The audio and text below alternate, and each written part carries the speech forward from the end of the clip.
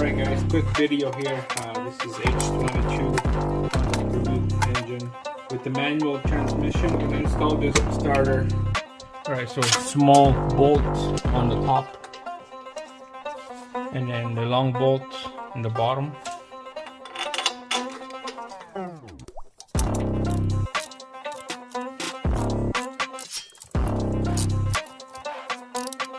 Alright guys, so that's tight now. That bolt on the bottom is tight, and then make sure the bolt on the top here is tight as well. Alright, so that's done.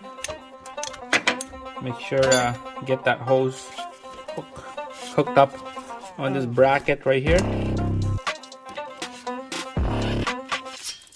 Just like that. That's it guys. Installing a starter. It's pretty easy.